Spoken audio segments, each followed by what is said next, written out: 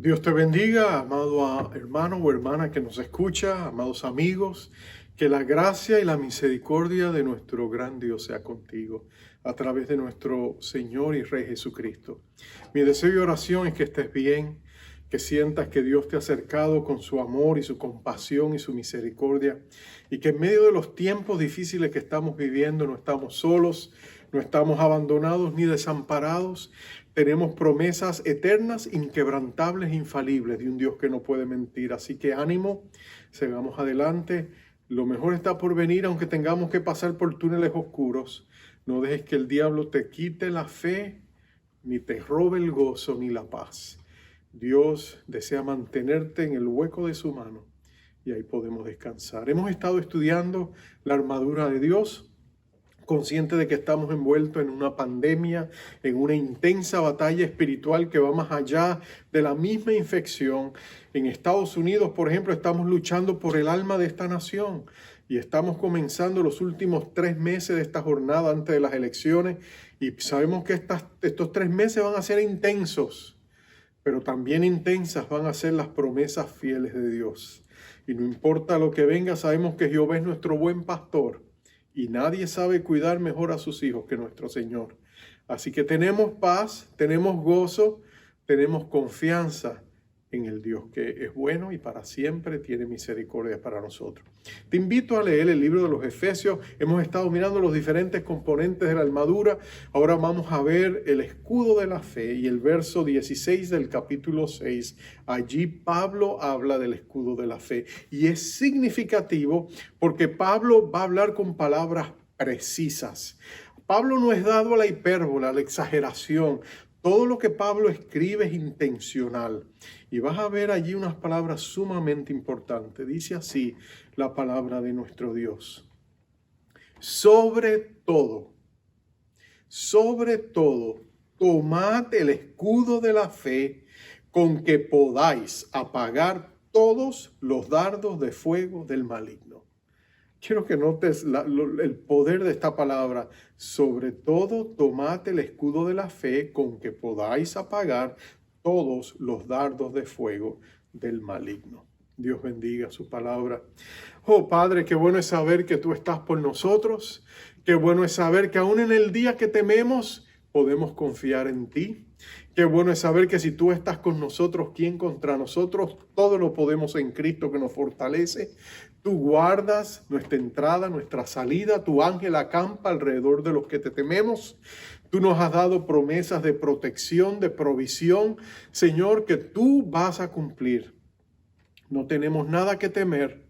Ayúdanos y fortalécenos en nuestra fe en esta hora. Ayúdanos a entender cómo acrecentar la fe que tú nos has dado.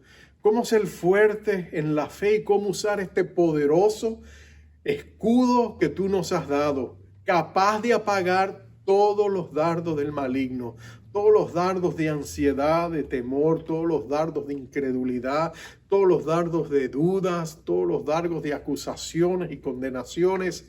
Señor, todo lo que el enemigo lance en contra nuestra, Señor, lo podemos repeler porque tú nos has dado un escudo poderoso y porque nuestro amado Rey Jesús es nuestro escudo. Y Él es capaz de protegernos y guardarnos sin caída y presentarnos delante del Padre con gran alegría. Y por eso en esta hora nosotros bendecimos y alabamos tu glorioso nombre. Oh Padre amado, háblanos al corazón, te lo pedimos en el nombre de nuestro Rey Jesús y para la gloria de Él. Amén, amén y amén. Uno de los grandes hombres de la fe fue George Müller. Él era un alemán que había emigrado a Inglaterra y vivía en la ciudad de Bristol. Allí en la ciudad de Bristol él levantaría 3 grandes orfanatos y por esas puertas pasarían en lo largo de su vida allí, su servicio allí, más de 10,000 niños de la calle que él rescataría, cambiaría sus vidas y los devolvería a una sociedad para que fueran agentes de cambio positivos, influyentes, para cambiar el futuro de la nación inglesa.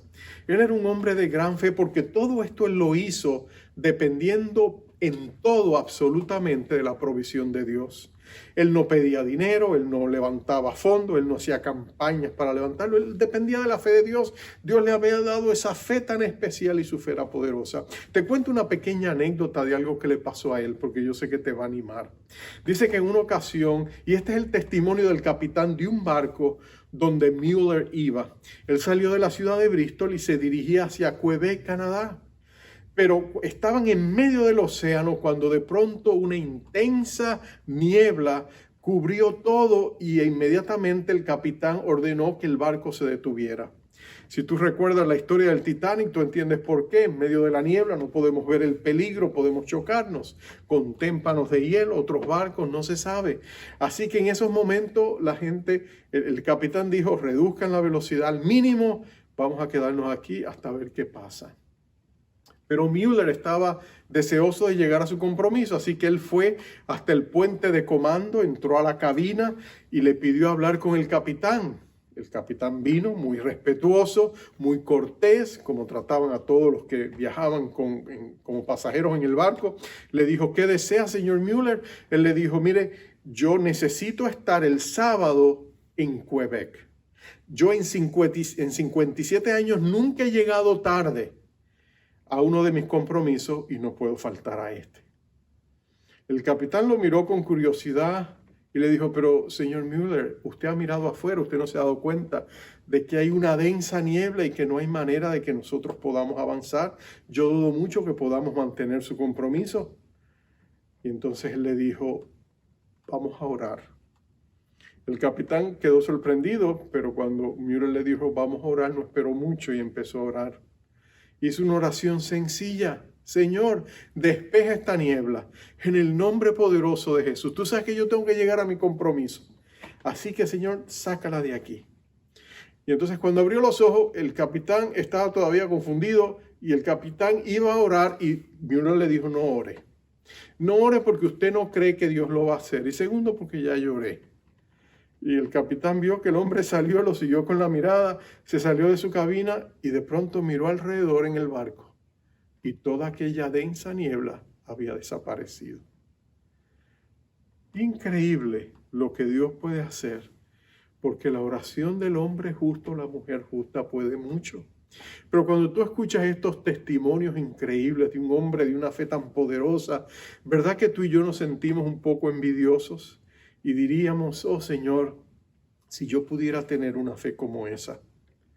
Lo que tú y yo tenemos que entender es que la fe es como un diamante. Los diamantes pueden ser grandes o pequeños, pero todos ellos son valiosos. Jesús nos dijo que no necesitábamos de una fe enorme para hacer grandes cosas. Podíamos tener una fe tan pequeña como un grano de mostaza. La pregunta era, ¿dónde descansaba esa fe? Tú puedes tener una gran fe y ponerla en el lugar equivocado y no te va a dar el resultado deseado. O tú puedes tener una fe temblorosa y pequeña, pero la pones en el Dios Todopoderoso. Y Jesús dijo, con esa fe tú puedes mover montañas. Pablo habla de la importancia de la fe. De hecho, al darte los diferentes componentes de la armadura de Dios, tú sabes que Pablo te ha dicho que la armadura era indispensable en la vida del cristiano, que en esta batalla espiritual en la cual tú y yo estamos inmersos, no podíamos sobrevivir sin la armadura, teníamos que ponernos toda la armadura de Dios para resistir las acechanzas del diablo. Teníamos que ponernos la armadura de Dios para poder mantenernos firmes y en pie en el día malo. Teníamos para que después que todo hubiera terminado, todavía permanecer firmes. Pablo es extremadamente preciso, intencional, cuando nos habla de la importancia de la armadura. Pero cuando nos habla de la fe, entonces él resalta y dice, aunque todos los componentes de la armadura son importantes porque cada uno de ellos representa aspectos del carácter y de la vida y de la acción de nuestro Señor Jesucristo, y ponernos la armadura es vestirnos de Jesús. Sobre todo, dice él, sobre todo, la fe es indispensable. Y dice que la fe es el escudo que nosotros necesitamos para seguir adelante. Ahora, La Biblia dice en muchos lugares de la Escritura que Dios es nuestro escudo. Pero ¿por qué el escudo de la fe? Pablo está hablando del escudo romano. Los romanos tenían dos escudos, uno pequeño y uno grande. El escudo grande, y la palabra griega que él usa se refiere a este escudo grande. Es un escudo que medía alrededor de 4 pies de alto por 2 pies y medio de ancho. Y ese escudo cubría prácticamente todo el soldado. Y cuando todos los soldados traían sus escudos, podían hacer una barrera en la cual avanzar. Y esos escudos que ellos usaban eran objeto de ataque, eran blanco de ataque porque el enemigo lanzaba sus flechas. Ellos embadurnaban la flecha de una brea, le prendían fuego y luego la lanzaban y esas flechas venían y se enterraban en ese gran escudo. Entonces muchos soldados, cuando veían que su escudo estaba incendiado, a veces soltaban el escudo y era el peor error que ellos podían hacer, porque si soltaban el escudo quedaban indefensos contra las flechas del enemigo. Entonces ellos tenían que tomar la espada de la palabra de Dios, por decirlo así, y tumbarse y cortar esa flecha que solo quedará la punta. Y a veces humedecían los escudos para que se apagaran en poco tiempo las flechas que llegaban encendidas. Pero el punto era los soldados no podían soltar esos escudos. Era imperativo que ellos la tuvieran. Y Pablo nos está diciendo, tu escudo es la fe. Tu punto de defensa más importante es la fe. Tú tienes fe, cristiano, para pagar todos los dardos del enemigo. Dentro de ti, Dios ha hecho un depósito, ha dado una medida de fe. Pablo dice a los Corintios, y cuando él dice una medida de fe, es como tú tener una olla llena de sopa y tener un cucharón. Y tú sirves ese cucharón y echas en el plato y viene el otro plato y tú sirves. Pablo está diciendo, todos recibimos esa medida de fe. Puede ser pequeña, puede crecer, pero ya está en ti. La fe es un don, es un regalo. Cuando mis niños eran pequeños, nosotros les comprábamos a veces juguetes y esos juguetes traían baterías. Y cuando tú le ponías la batería, o si ya la traía puesta, siempre tenía un botoncito para encender y para apagar. Y cuando nosotros tomábamos el juguete y se lo entregábamos a nuestros hijos y ellos encendían, fuera una muñeca, fuera un carrito, lo que fuese, ellos prendían el botoncito, él inmediatamente empezaba a hacer lo que tenía que hacer. Porque el poder ya lo llevaba por dentro. Lo que nosotros teníamos que hacer era activarlo. Igualmente Dios ha puesto en ti la fe por dentro, pero tú tienes que activarla. Y hoy vamos a hablar de eso. ¿Qué significa activar nuestra fe? ¿Qué significa usar nuestra fe como defensa? ¿Cómo lo podemos hacer de manera práctica? Bueno, lo primero que tú y yo tenemos que entender es que la fe siempre es relacional. En otras palabras, Dios es una persona, tú eres una persona, Dios te ha dado la fe, es el puente que te conecta con Dios y con los vastos recursos que Dios tiene para ti. Pero cuando tú la activas dentro del contexto de esa relación entre el Padre Celestial que te ama y tú, su hijo, su amado hijo, su siervo, su sierva, y tú tienes una relación con Dios. Es increíble cuán fácilmente podemos confiar cuando realmente conocemos una persona.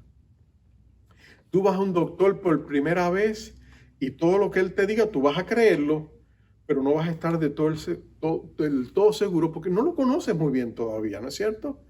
Pero cuando tú tienes un médico de confianza, un médico que te ha tratado toda la vida, cuando tú has establecido una relación con ese médico, llega un momento donde uno llega a confiar en ese médico con la vida de uno, ¿no es cierto? Cuando el doctor nos dice, mira, tienes que hacer esto, lo hacemos. Cuando el doctor nos dice, tienes que hacer lo otro, lo hacemos.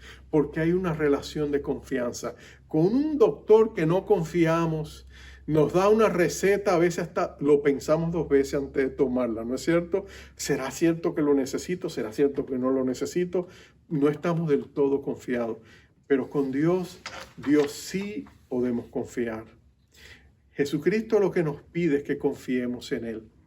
En una ocasión la gente que estaba alrededor de Jesús le preguntó, bueno, dinos de una vez, ¿Qué es la obra que tú quieres que nosotros hagamos? ¿Cuáles son las obras de Dios que tenemos que hacer para tener la salvación? Y Jesús le contestó en Juan capítulo 6, verso 29, con estas palabras. Jesús le dijo, esta es la obra de Dios, que creáis en el que Él ha enviado. Jesús. Mira, Él les dice, esta es la obra de Dios, que creas.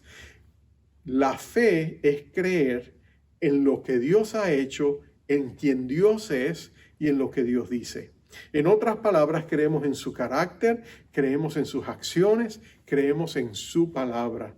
Nuestra fe está depositada en un Dios que nos ama, que tiene las mejores intenciones del mundo para nosotros, un Dios en quien podemos confiar, aún en los momentos más adversos, aún en las pérdidas más intensas, cuando el diablo quiere que desconfiemos de la bondad de Dios, aunque no lo podemos entender, podemos confiar en su corazón. Podemos confiar en las intenciones de Dios.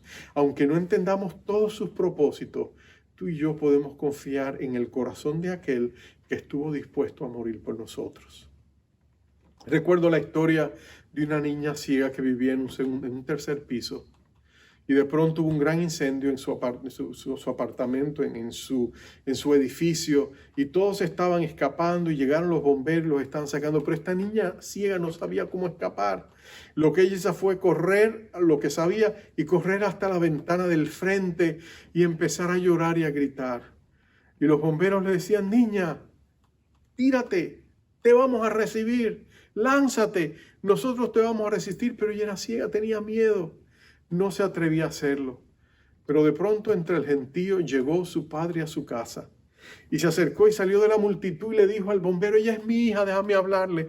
Le dio el portavoz para que él le pudiera, el megáfono para que pudiera hablarles. Y él empezó a decirle, hijita, soy yo, papá, ven acá, tírate a mis brazos. Inmediatamente la niña, papá, ¿eres tú? Sí, hijita, soy yo. Entonces ella se lanzó y él la recibió en sus brazos. ¿Sabes por qué? Porque había una relación de confianza. La fe es tener una relación de confianza. Es saber que Dios está por ti y no en contra tuya. Es saber que Dios te ha dado promesas en las cuales tú puedes confiar. Entonces, cuando tú y yo creemos la palabra de Dios y sabemos que sus promesas son inquebrantables y venimos a su trono de gracia y nos apropiamos de ella, entonces tú y yo entendemos que la fe de Dios, la fe que Dios nos da, la podemos activar porque ya está en nosotros. ¿Y cómo activamos tú y yo la fe? La activamos a través de nuestros labios, la activamos con nuestra boca, cuando declaramos con nuestros labios lo que creemos, en base a lo que Dios nos ha dicho. La fe viene por el oír, pero se activa con los labios. Y cuando tú y yo declaramos las promesas de Dios, cuando tú y yo decimos, pero el Señor me ha dicho no temas, entonces no voy a temer. El Señor me dice que no desmaye, entonces no voy a desmayar. El Señor me dice que yo estoy seguro y que Él es mi proveedor, entonces yo puedo confiar en Él. Activa la palabra de Dios. Muchas veces nosotros pasamos demasiado tiempo orando nuestros temores, orando nuestras ansiedades, en vez de declarar lo que Dios nos ha dicho. Que Él nos ha dado promesas increíbles. Porque conocemos a Dios, podemos confiar en Él. Entonces la fe es relacional, pero la fe tiene que ser usada. Y ese es mi segundo punto. La fe no es un pasaporte que tú obtienes y lo guardas y lo usas solamente cuando tú lo necesitas. No. La fe es como una billetera o una cartera que cada vez que tú sales de tu casa la llevas contigo, porque ahí llevas el dinero, llevas tus documentos importantes y no te puedes tirar sin ella. Si lo quieres ver de otra manera, quizás todavía más práctica, no llames la fe un pasaporte, llama la fe tu celular, tu teléfono celular. Tú no sales a ninguna parte de tu teléfono celular. Yo he conocido de personas, inclusivamente a una que la he visto varias veces en el espejo, que cuando salgo, se me quedó el celular, tengo que volver por él. Ahora, años atrás yo no tenía celular. ¿Cómo podía yo manejar la vida sin tener un celular? Lo más fácil, ¿verdad que sí? Pero ahora nosotros mismos nos hemos hecho pensar que el celular es indispensable. Bueno, la fe es más indispensable que el teléfono celular que tú tienes. La fe es espiritual, pero te conecta con el Dios espiritual, con el Dios invisible. Y tú y yo necesitamos usar esa fe. Tú dices, pero pastor, es que no es fácil.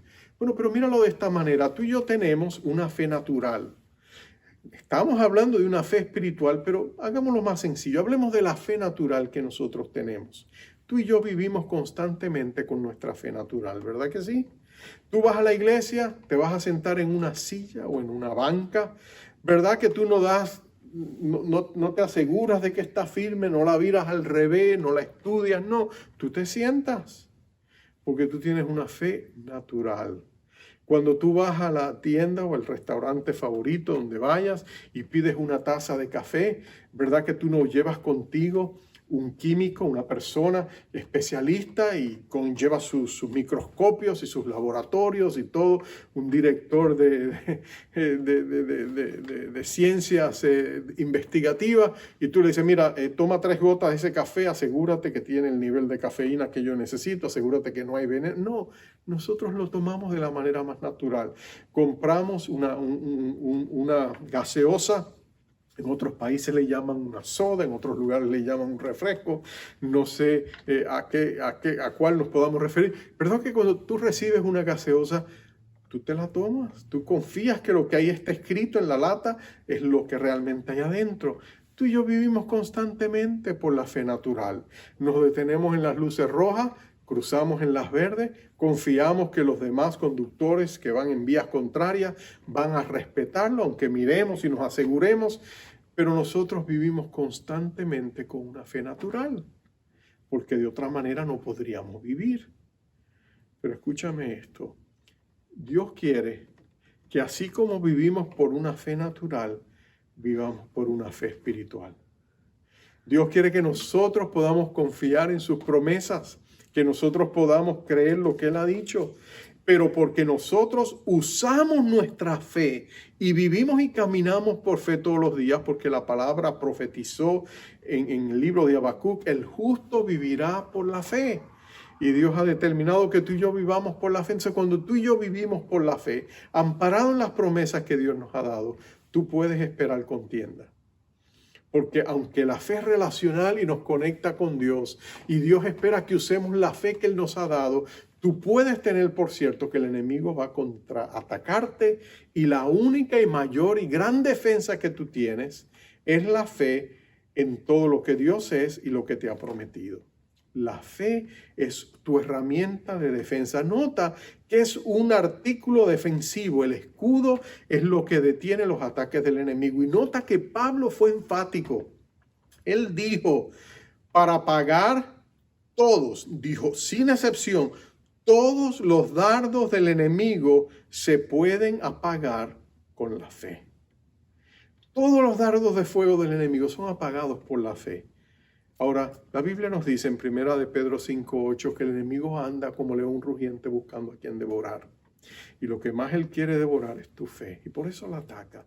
Porque si él te quita el escudo, si él te deja sin defensas, entonces es fácil para él devorarte. Eso fue lo que hizo con Eva, ¿te acuerdas? Él vino con su astucia y engañó a Eva. Y Eva creyó las mentiras del diablo y abandonó su fe en lo que Dios les había dicho. Y cuando Satanás le dijo, oye, ¿es cierto que Dios ha dicho que no puedes comer de ningún árbol? Ella le corrigió con la palabra de Dios. No, podemos comer de todos los árboles menos uno. Pero entonces Satanás vino inmediatamente y acusó a Dios. Y en vez de Eva defender a Dios, ¿qué hizo ella? Eva sencillamente creyó la mentira del diablo. Y ese fue el comienzo de su caída. Satanás busca destruir nuestra fe, porque nuestra fe necesita un lugar donde descansar. Y es el carácter de Dios, quién es Dios, su palabra, su persona es donde descansa nuestra fe. Y cuando nuestra fe descansa en Dios, somos inconmovibles. Pero cuando el diablo logra sacarnos de esa fe, entonces somos vulnerables. ¿Cómo confrontó Jesús con el escudo de la fe las acechanzas del diablo? Porque si miramos lo que él hizo, vamos a entender cómo tú y yo podemos defendernos contra este ataque del enemigo. Si tú recuerdas, el Satanás se presentó a Jesús después de 40 días de ayuno y oración, y él le presentó 3 tentaciones. La primera fue, él estaba hambriento, le dijo, mira, toma esas piedras y hazlas pan. ¿Cómo respondió Jesús? Jesús citó a Deuteronomio. Le dijo, no, Satanás, porque no solo de pan viviera el hombre, sino de toda palabra que sale de los labios de Dios. Nota que él inmediatamente levantó el escudo de la fe, citó la palabra de Dios donde su fe estaba depositada, inmediatamente contradijo a Satanás y le dijo, no te voy a creer, ni lo voy a hacer, ni tengo por qué obedecerte. Segundo, Satanás viene y le ofrece todos los reinos del mundo. Le presenta en una pantalla mental todos los reinos de la tierra y le dice, son tuyos si me adoras. ¿Y qué hace Jesús nuevamente? Jesús vuelve a Deuteronomio, toma la palabra de Dios, levanta el escudo de la fe y le dice, no, porque solo a Jehová tu Dios adorarás. Finalmente el diablo lo sube al pináculo del templo y desde allá arriba le dice, tírate, porque le cita la palabra, la tergiversa, le dice, porque Dios enviará a sus ángeles que te guarden. Pero otra vez Jesús va a la palabra, levanta el escudo de la fe, le dice, no, porque Dios ha dicho que no tentarás a Jehová tu Dios. Y el diablo se ve inmediatamente. Nota que Jesús 3 veces levanta el escudo de la fe amparada en la palabra de Dios, porque la fe necesita un lugar donde descansar y es quién es Dios y lo que ha dicho en su palabra. Y el enemigo no puede resistirla, tiene que huir. Pero yo te presento para terminar la vida de un hombre que a mí me anima tanto, porque veo que él era un hombre de una fe inconmovible. Tú lo conoces en las páginas del Antiguo Testamento como un hombre un poquito cascarrabia, pero un hombre de un valor increíble. Su nombre es Caleb. Caleb tenía 45 años cuando Moisés lo escogió a él como principal de su tribu para que fuera junto a otros 11 hombres, cada uno representativo de las 12 tribus de Israel, y cruzaran el Jordán y fueran hasta Canaán y examinaran la tierra y trajeran un reporte. Tú conoces la historia. Y él y Josué, ellos regresan y ellos dan el informe. Ellos dicen, mira, hay grandes gigantes, hay grandes ciudades fortificadas, tienen numerosos ejércitos. Sí, es terrible, la tierra es espléndida, fluye leche y miel, pero tiene todas esas cosas, pero nuestro Dios es más grande y nos va a dar la victoria. Los otros 10, ¿tú te acuerdas que dieron el reporte negativo? ¿O no? No hay manera que nosotros podamos mirar a estas grandes ciudades fortificadas, a estos gigantes que hay allá y podamos ser el vencedor. Y tú sabes lo que pasa, ellos convencen al pueblo, el pueblo se rebela, creen el reporte falso, basado en lo que ellos habían visto, pero no basado en la fe y en lo que Dios era y en lo que Dios les había prometido. Y tú sabes que eso lleva a la condenación de que el pueblo tiene que dar 40 años vueltas en el desierto. Terrible. Pero han transcurrido esos 40 años y ahora se presenta nuevamente, ya tú sabes quién, Caleb. Y están por conquistar la tierra prometida. Moisés ya no está con ellos, pero está Josué, su amigo, y él se acerca a Josué. Y yo quisiera narrarte unos breves versos del capítulo 14 de Josué, porque te demuestra qué clase de hombre era este. Y allí él te dice, el verso 6 del capítulo 14, de Josué, dice, y los hijos de Judá vinieron a Josué en Gilgal. Y Caleb, hijo de Jefone, ceneseo, le dijo, tú sabes lo que Jehová dijo a Moisés, varón de Dios en Cades Barnea, tocante a mí y a ti. Yo era de edad de 40 años cuando Moisés, siervo de Jehová, me envió de Cades Barnea a reconocer la tierra. Y yo le traje noticias como lo sentí en mi corazón. Y mis hermanos, los que habían subido conmigo, hicieron desfallecer el corazón del pueblo. Pero yo cumplí siguiendo a Jehová mi Dios. Entonces Moisés juró diciendo, ciertamente la tierra que oyó tu pie será para ti y para tus hijos en herencia perpetua, por cuanto cumpliste siguiendo a Jehová mi Dios. Ahora bien, Jehová me ha hecho vivir como él dijo estos 45 años, desde el tiempo que Jehová habló estas palabras a Moisés, cuando Israel andaba por el desierto, y ahora he aquí, hoy soy de edad de 85 años. Todavía estoy tan fuerte como el día que Moisés me envió.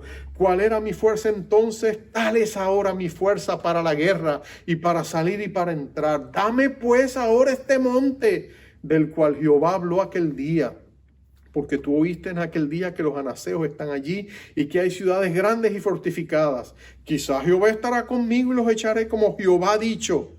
Josué entonces le bendijo y dio a Caleb, hijo de Jefone, a Hebrón por heredad.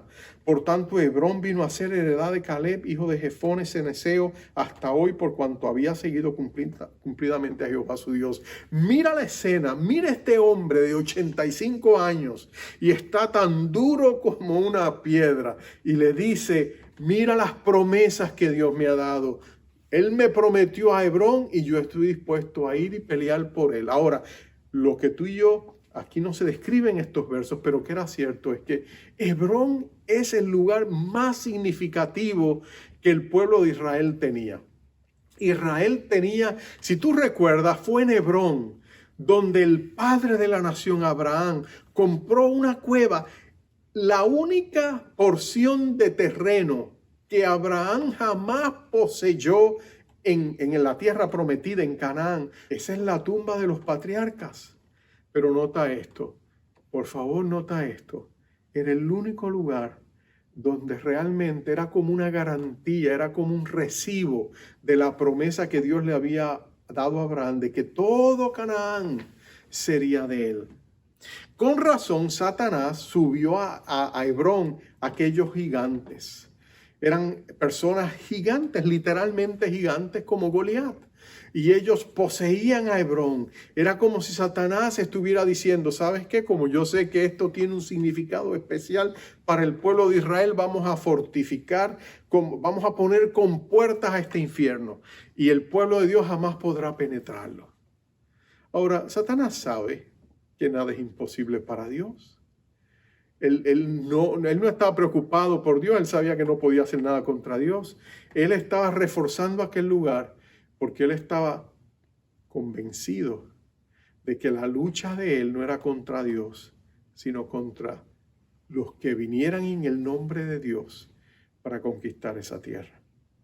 Él sabía que no podía contra Dios, pero quizás podría contra Caleb.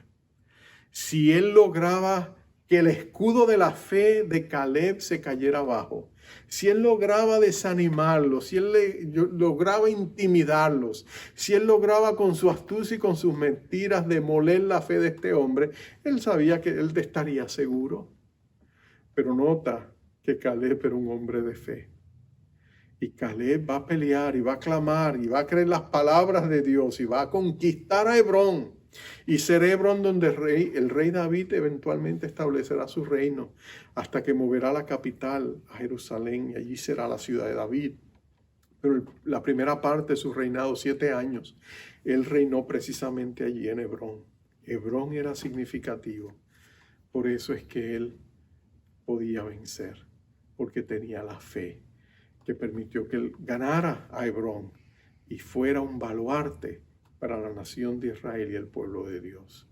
Bueno, Dios te ha dado a ti una herencia como se la ha dado a Canaán, como se la ha dado a Caleb, como se la ha dado a cada israelita y a cada hijo e hija de Dios.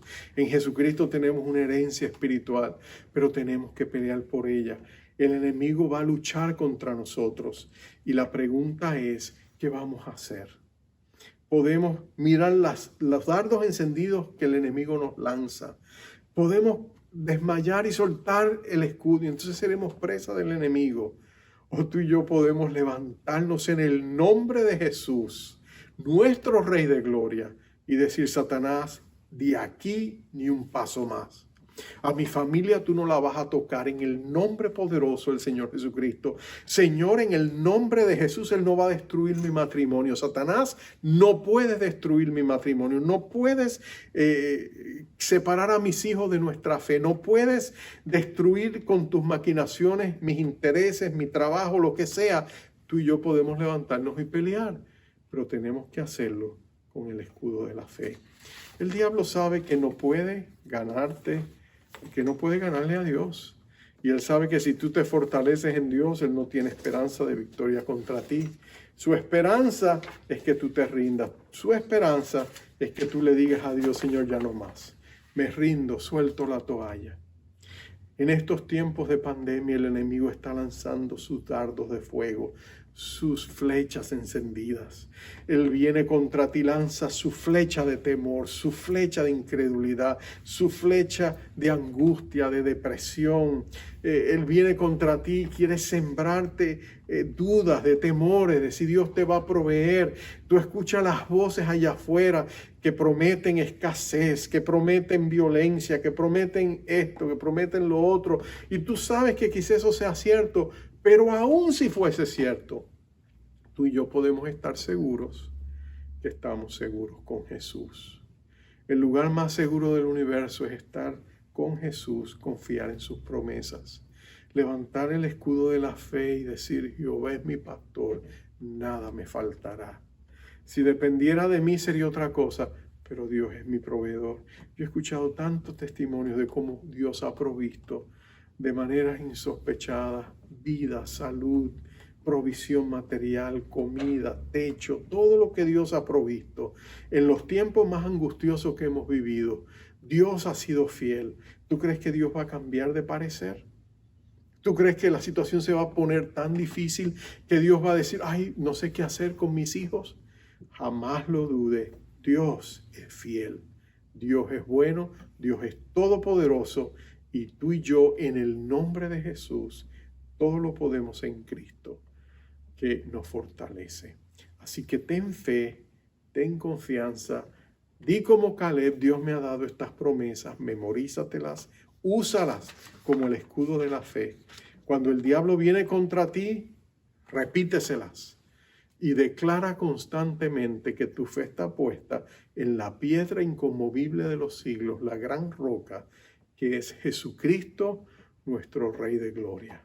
Y tú y yo saldremos avantes. Sobre todo, ponte el escudo de la fe para apagar los dardos de fuego del enemigo. Todos ellos, tú y yo prevaleceremos en el nombre de Jesús.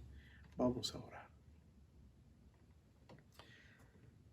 Padre amado, en estos días en que estamos viviendo, donde el enemigo ha desatado sus huestes de maldad en contra de tu iglesia, en contra de nuestras ciudades, de nuestros países, de los estados de esta nación.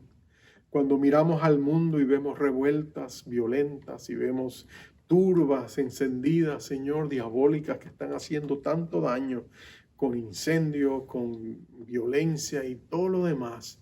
Señor, qué fácil sería para nosotros caer presa del temor. Pero es en ese momento cuando escuchamos con claridad la voz tuya que nos dice: no temas, porque yo estoy contigo. No desmayes. Yo soy tu Dios, que te doy las fuerzas. Siempre te ayudaré. Siempre te sustentaré con la diestra de mi justicia, la diestra de mi poder. Y todo el que se levante contra ti será confundido y avergonzado. O cuando tú nos dices también en Isaías: toda arma forjada contra ti no prosperará, porque esa es la herencia de los siervos de Dios. Oh Padre, qué bueno es poder descansar, poder confiar, poder saber que tú eres bueno, que tú eres fiel y que tú estás con nosotros. Por eso tomamos autoridad en el nombre poderoso de nuestro Rey de Gloria, el Rey Jesús, y reprendemos todo espíritu de temor, todo espíritu mentiroso, todo espíritu de ansiedad y depresión. Lo reprendemos en el nombre poderoso del Señor Jesucristo y comandamos en la autoridad de su nombre que sean echados fuera en nuestra vida y que nosotros seamos fortalecidos en ti y en el poder de tu fuerza. Oh Señor, danos nuevos bríos para usar el escudo de la fe con intención y precisión, para mantenernos firmes en medio de la batalla, porque grande es el que está con nosotros y grande es la victoria que ya nos ha dado por medio de Jesucristo nuestro Señor. A ti sea la gloria, la alabanza por los siglos de los siglos. Amén, Señor. Amado hermano, amada hermana, que la gracia y la misericordia y la paz de Dios sean contigo. Sé fuerte y valiente, porque en el nombre del Señor Jesucristo saldremos de todo esto, porque Dios está con nosotros. Quisiera enviarte con la bendición acostumbrada. Jehová te bendiga y te guarde. Jehová haga resplandecer su rostro sobre ti y tenga de ti misericordia. Jehová alce sobre ti su rostro y ponga en ti paz. Dios te bendiga, un abrazo y que la gracia del Señor sea contigo. Bendiciones. Yo sé que estás aquí. Siento tu caminar. Te mueves entre el pueblo, trayendo sanidad.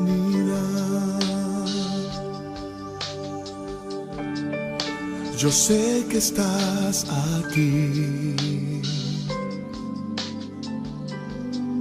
Siento tu caminar. Te mueves entre el pueblo, trayendo sanidad.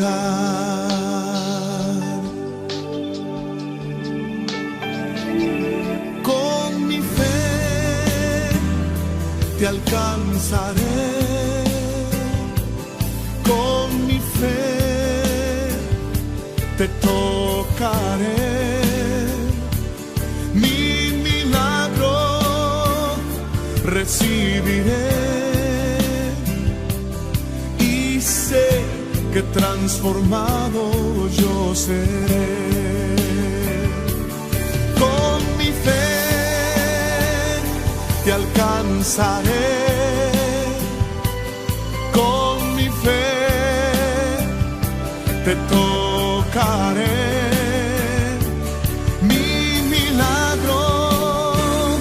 Recibiré y sé que transformado yo seré. Oh.